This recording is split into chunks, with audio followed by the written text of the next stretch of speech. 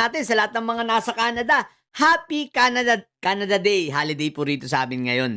Shot muna tayo ng kape, guys. Okay, eto, sarap ng gising natin, ano? Bukod sa nagkaroon kami ng konting kwentuhan ng ating puting kabayo bago matulog kagabi. Aba. Paggising ko ngayon, ang presidente, si PBBM pa rin. Ano na, mga didilis? Ano nang nangyari sa rally ninyo? Mukhang lusaw kayo, ah. Mga iglesia ni Kulto, ang nyari, may nabalitaan ako at nawagdo pala kayo. Ang rally nyo kagabi, umabot na lang ng 6,000. Bakit naubos yan?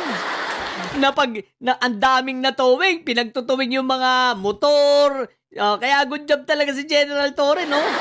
Pati yung mga mayayabang na miyembro na pagtutuwing ang sakyan. Akala nyo, hindi kayo papatulan, ha? At eto pa ang malupit, ha? Nawagdo ang pamunuan ng Iglesia ni Kulto. Ayon sa ating puting kabayo, si Secretary, dito, this time hindi ko muna siya tatawaging John Wick. Tawagin mo muna natin siya sa kanyang tunay na pangalan na John Wick, okay? Bakit sabi nga natin give credit where credit is due, okay? Bakit kamo? Aba. Si John Wick, sa utos ng ating pangamahal na Pangulong si PBBM ay pumunta mismo sa sentral, okay? Pumunta sa sentral ng INC. Kinausap ang mga tagapamahala at pamunuan. Kinausap! Guys, at kung ano pa ang napag-usapan, malalalim na raw yun. Pero isa lang ang sigurado, mukhang pinagsabihan. Mukhang may ipinarating ang Pangulo, no? Parang naulit yung nangyari nung sa panahon ni Aquino na binantaan, no? Binantaan ni Aquino ang mga INC. Ayun, tumiklop. Ngayon, ano nangyari? Ayan, tumiklop na naman. At nabasa ko sa post ni Attorney Jess Falsisa, ayon sa kanyang Tweety Bird, na kapag ito raw si Marco Tae ay nakulong dahil sa plunder, ay ititiwalag. At yun ay hindi imposibleng mangyari. Kaya mukhang pag nalabasan ng warrant itong si Marco Tae, mukhang hindi na ito itatago ng Iglesia ni Kulto at hindi na nila ipagtatanggol pa. Aba, yun ba ang medyo malalim na pinag-usapan? Alam mo naman yung ating puting kabayo, hanggang doon lang yung narating, kaya pagpasensyaan nyo na, ha? Ang naabot ng kanyang radar at ng kanyang antena, ng kanyang sungay sa noo. Unicorn nga, di ba? Basta't si John Wick ay pumunta doon at sa utos ng Pangulo at may pinasasabi. Kung ano man yun, basta't ang resulta, ayan, tapos na ang kanilang rally. So, iilan na anyari na! Ang yabang-yabang ng mga didilis na mga sumausaw. Yung mga didilis na sumakay, anyari na! Papupuntahin pa daw si Inday Sayad at paghahandain. Anyari na sa rally niyo. Wala na. Ito na sana yung isa sa mabigat-bigat rin na may dahilan kayo dahil sa kay Marco Tae, no? Pero, anyari! Ang Quezon City, hindi na kayo binigyan ng permit, hindi ni-renew. Anong ibig sabihin yan? Subukan nyo magpatuloy, disperse kayo. Pero, palagay ko naman baka hindi ito magpapatuloy. Dahil nga pumunta sa Central, pinuntahan talaga mismo ni John Vic Remulla ang Central. At kinausap sila ron. Tapos, ano sabi ni Ombudsman Boy, pagtatahi-tahiin mo, tuloy ang kaso. Hindi kami may intimidate, hindi ito ia-atras. Ang pinakamalakas ang iyak dito ay si Mike Diferencia.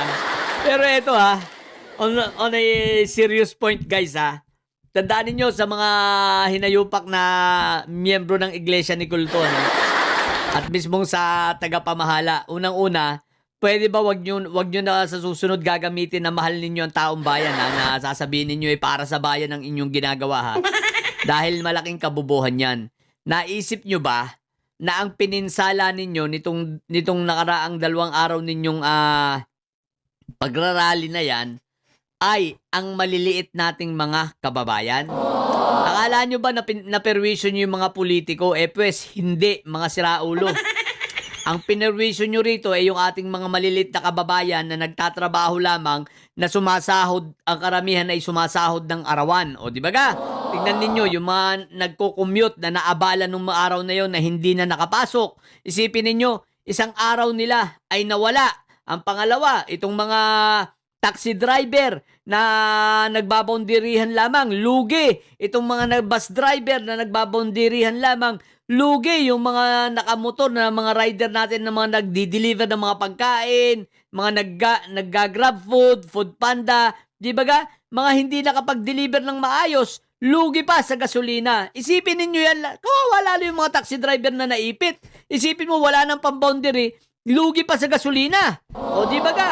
Ngayon, yung mga commuters natin, ang pinakamas na apektuhan ay ang mga commuters nating mga kababayan na sumesweldo lamang ng mga arawan. O, ano nangyari? Wala sila, mga hindi nakapasok. So, sila ang pinaka naapektuhan sa katarantaduhan ninyo. Kaya, anong nangyari? Imbis na ang taong bayan ay kakampi sa inyo sa inyong panawagan dahil sa kabobohan ninyo, ano nangyari? Di lalo pang nagalit sa inyo. O, di ba ga? Tapos nandyan pa yung mga politikong mga korap na, andyan si Amy Mangabarena, o di ba ga? Andyan si Auntie Petra, andyan si Sabit Sipon, Diyos ko po, Rudy. Andyan si Mike Diferensya, mga pinagsasalita nyo, mga lehitimong may tatak ng korupsyon. Mga politikong lehitimong mga may sablay at punong-puno ng dungis sa katawan. Lalo na si Sabit Sipon, Diyos ko po, Rudy. Pinagsalitaan nyo pa. So, sino ngayon ang maniniwala lalo sa inyo? At meron ako mga nabalitaan, tuluyan ng tumiwalag sa iglesia. Dahil sa katangahan ninyo. O, di ba ka? O, ngayon, sa mga pangyayaring ito, sino ang pinaka naapektuhan? Yung mga maliliit nating mga kababayan sa kasiraan ng ulo ninyo. Ang pangalawang naapektuhan, sino? Di yung mga ilang negosyante na kahit papano, na pending yung kanilang mga production o kung kanilang mga trabaho, yung mga delivery, mga nasa delivery van, no? Isipin nyo yung mga yan, what the heck? Yung mga katarantaduhan ninyo, o habang yung mga politikong iba nasan, di nandun lang sa kanilang mga opisina at nasa mga sasakyan nilang masarap, di ba? Ang tanga nyo lang talaga bobo nyo mga hinayupa kayo no? O, pero ano nangyari? Anong outcome nitong output? Wala, di ba? Ang presidente, si PBBM pa rin. At nandito, papunta rito sa Canada. O, di ba nga? Kaya tanga-tanga talaga kayo. Sablay na naman kayo, sabi ko sa inyo. Lahat ng rally ng iglesia, hindi yan nagtatagumpay, puro sablay. Yun lang. Sa mga bubong didilis at may saya dyan na nyo, ang tatay nyo ay preso, ang BP nyo ay bobo. Manatiling